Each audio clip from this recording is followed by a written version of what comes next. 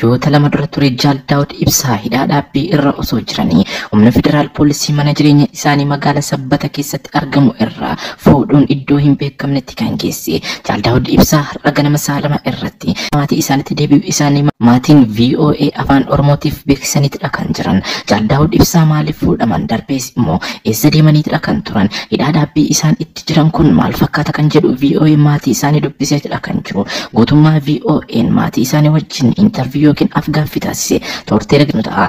Ammaaf garuu gabaasawwan gaggabaaboo dhimma kana irratti Jaal Daawud Ibsaa mana jireenya isaanii Sabbata keessa maaliif fuudhaman darbees immoo shirri kun eenyutu hooggane akka Jaalbaatee Urgeessaa fuudhanii kabaasan kuniif darbees immoo icciitiidhaan qabamuu isaanii kun maaliif uummata Oromoo biratti hin beekamne maaliifidha akka yeroo kaanii kaho'ee hin dubbatamne darbees shirri mootummaan Jaal Daawud Ibsaa irratti tate maal fakkaata kan jedhu irratti gabaasa isiniif qindeessinee jirra. Amadhumaatiin hordofaan affeerra keenya gamanumaaniti. Gamkaaniin immoo waajjirri olaanoo adda bilisummaa Oromoo ABO Finfinnee Golollee keessatti argamu saamsamee jira. Waajjirri kun waggoota lamaan darbanii fi qaamni kamiyyuu akka keessa hin sochoonee fi humnoota federaalaatiin kan eegamaa ture. Haa ta'u malee garuu guyyaa dheengaddaa irraa kaasuun waardiyyaa waajjirichaa illee karchalleetti buusuun saamsamuu isaa maddeen Golollee irraan beeksisaniitidha kan jiran.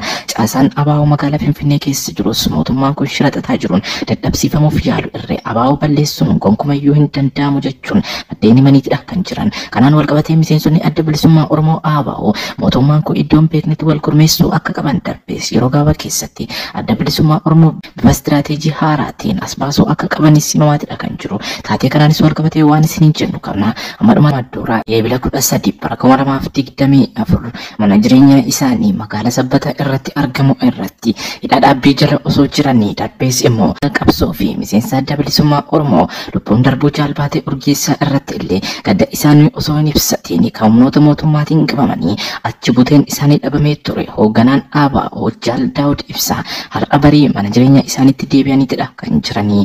Akka miseensi maatii VOA wajjin haasawaa taasisetti Jaal Daawud Ibsaa guyyoota lama dura ture kan mana jireenya isaa keessaa sa'a 4 hidhaa dhaabbii keessa osoo isa jiru waardiyyoonni qeessaa humnoota federaal poolisii warreen turaniin fuudhamuun qeerraa baafamuun kan gara biraatti geeffamee jiru. Yerichattis immoo uummataaf akka hin himnee fi miidiyaatti illee akka hin iyyannee fi qaamoleen federaalaa kun nurra dhaabbatanii turan kallattii ittiin dubbannuu hin qabnu. Ollaan illee Jaal Daawud Ibsaa butamuu isaanii darbeesi miseensonni ABO fi dhaabni ABO illee hin beeku kan jedhan miseensa maatii keessaa namni maqaan isaanii naamiin ka barbaadanii dhuma irrattis guyyaa har'aa Jaal Daawud Ibsaan nagaan gara qe'ee isaaniitti deebi'aniiru jechuun dubbateetidha kan jiru. Guyyoota lamaan kana keessatti Jaal Daawud Ibsaa irratti miidhamni qaamas ta'ee miidhamni xiinsammuu tokko illee akka hin dhaqqabnee fi nageenyi isaanii guutuu akka ta'ee fi rakkoon uumame tokko illee hin jiru. Haa ta'u malee garuu Jaal Daawud Ibsaa qorannoof geessine jechuun deebii nuuf laachuu irraan kan hafe qorannoo akkamii qoratan maal qoratan eessatti qoratan kan jedhu nutti hin himne. Jaal Daawud Ibsaas dhimma kana irratti dubbachuu hin barbaadu jechuun miseensi maatii wajjin turtii taasise irratti addeessetidha kan jiru.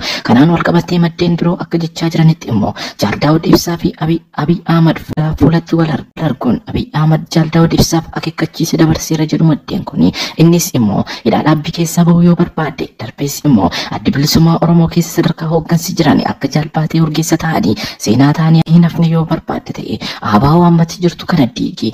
ABO'n ati jechaa jirtu kun fudhatama hin qabu. Qabsoo waggoota 50 darban keessatti bu'aa tokko illee fidaa hin jiru hin fidnesi. Anatu Eertiraa irraa si fide ana hooggana. Kanaaf filannoo itti aanu keessatti ABO'n akka ABO'tti osoo hin taane akka badhaadhinaatti dorgomuu kan qabu. Caasa keessan yoo dandeessaniif yoo barbaaddan gara paartii keenyatti dabala yoo hin dandeenye ta'e immoo waan barbaachisu ni fudhanna kana itti yaadi jechuun Abiy Ahmad Jaal Daawud Ibsaa akeekkachiisee jira jedhu maddeeni.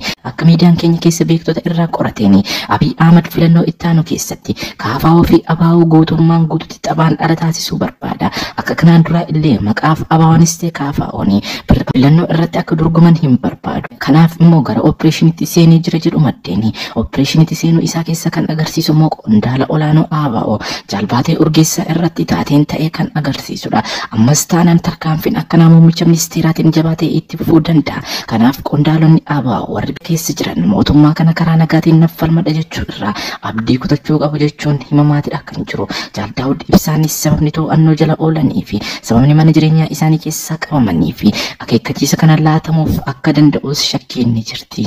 Dhimma kanaan wal qabatee aktiivistii fi xiinxala siyaasaa beekamaa akka ta'e Tsaggaayee Araarsaa Kuush Miidiyaa Neetwoorkii wajjin turtii taasise irratti Oromiyaa keessatti karaa nagaatiin nan qabsaa kan jedhu nama sammuu qabu natti hin fakkaatu. Biyyattii san keessatti Oromiyaa keessatti illee osoo hin taane biyyattii san keessatti karaa nagaatiin falmachuuti miti karaa nagaatiin iyyuu jiraachuun ulfaateedha kan jiru. Nama siyaasa yaafuuti namumti nagaa iyyuu biyya san keessatti bahee galuu dadhabeetidha kan jiru. Biyya namni nagaa kan siyaasa irraa bilisa ta'e kan mootummaa kanas ta'e mormitoota hin deeggarre nagaan bahee nagaan galuu dadhabe keessatti akkamitti uumaa kuffisuuf hojjetu nagaan bahee nagaan galare waanuma iyyuu hin taane biyyattii san keessatti abbaa irree seenaa keessatti mul'atee hin beeknetu uumamaatidha kan jiru. Mootummaa yeroo deeggaran bifa sirriitiinidha kan deeggaruu qaban malee xawalwaallee taanaan mootummaan kun nama dhiisaa hin jiru. Kanaafuu hidhamuu fi ajjeefamuu mormitoota waan nama dinquu of keessaa hin qabu jechuun Tsaggaayee Araarsaa Kuush Miidiyaa Neetwoorkii irratti turtii taasise irratti addeessee jira. Darbeessi immoo hidhamuu Daawud Ibsaa irratti odeeffannoo akka hin qabne kan ibse Tsaggaayee Araarsaa.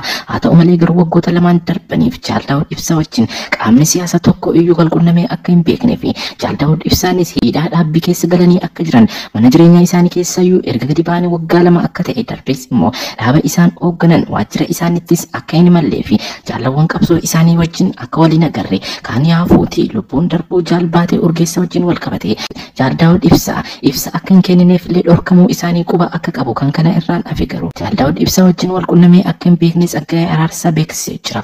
Aktiivistoonni Oromoo fi xiinxaltoonni siyaasa Oromoo hedduun irree haalli Daawud Ibsaa itti jiru akka hin beekamnee fi guutummaan guututti maatiin isaa fi namoonni itti dhiyoo jiran hundumtuu akka hordofan darbees immoo Daawud Ibsaas bilbilas ta'ee intarneet akka hin fayyadamneef qoqqobbiin irra kaa'ee sabbata keessatti hidhaa dhaabbii keessa erga seenanii waggoota lama lakkoofsaniitidha kan jiru. Kanaan wal qabatee Daawud Ibsaa haalli isaan keessa jiru ammatti hin baramne.